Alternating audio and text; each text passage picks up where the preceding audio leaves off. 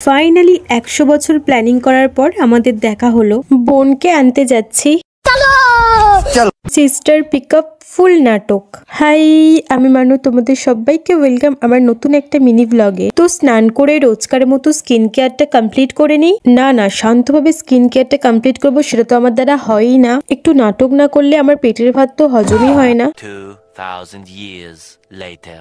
তারপর পুজো করে খাওয়া দাওয়া করে বসলাম আবার রেডি হতে। আর এখানে পরেছিলাম আমি একটা অরেঞ্জ কালারের টপ, একটা হাই ওয়েস্ট জিন্স। তো মা তো পারলে আমাকে ব্ল্যাঙ্কেট জড়িয়েই বাইরে পাঠাতো। মার কথা শুনে তো আমি একটা জ্যাকেট পরে নিয়েছিলাম। তারপর ওই টুকটাক মেকআপ, কম্প্যাক্ট, মাস্কারা আর লিপ বাম। আর আমি মনে করি যে থাকতে জানে না তাকে যেতে দেয়াই বেটার। আর কি জানো তো, কিছু কিছু মানুষ লাইফ থেকে না গেলে বোঝাই যায় না গ্লো আপটা কি। যাই হোক, তো বেরিয়ে পড়লাম।